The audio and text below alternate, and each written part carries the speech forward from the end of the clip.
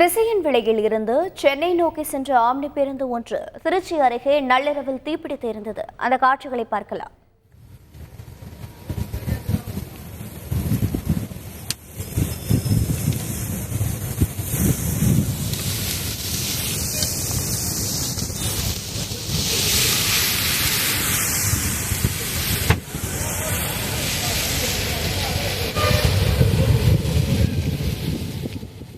இது தொடர்பான விவரங்களை செய்தியாளர் தினேஷ் வழங்கிட கேட்கலாம். தினேஷ் வணக்கம். பேருந்தில் பயணித்த பயணிகளின் நிலை என்ன? மேலும் சேத விவரங்கள் என்னென்ன?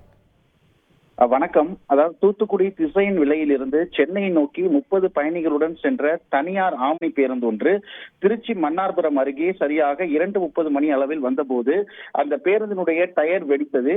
அந்த வெடித்த நேரத்திலிருந்து அதிலிருந்து லேசாக தீயானது பரவியது. அந்த தீயானது மளமளவென அந்த பேருந்து முழுவதும் பரவ தொடங்கியது. உடனடியாக அந்த பேருந்தில் இருந்த 30 பயணிகளும் உடனடியாக அந்த பேருந்திலிருந்து வெளியேற்றப்பட்டனர்.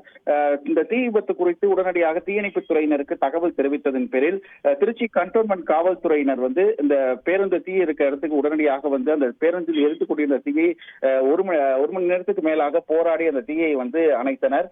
இதன் காரணமாக அப்பகுதியில் ஒரு பரபரப்பான சூழல் ஏற்பட்டது. மேலும் போக்குவரத்து நெரிசலும் ஏற்பட்டது.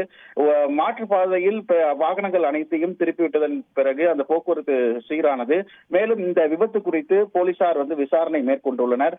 நள்ளிரவு ஏற்பட்ட இந்த தீ விபத்தில் உடனடியாக பேருந்தில் இருந்து 30 பயணிகளும் வெளியேற்றப்பட்டதன் காரணமாக அவர்களுக்கு எவ்வித காயங்களும் உயிர் சேதமும் இல்லாமல் அதிர்ஷ்டவசமாக உயிர் தப்பினர்.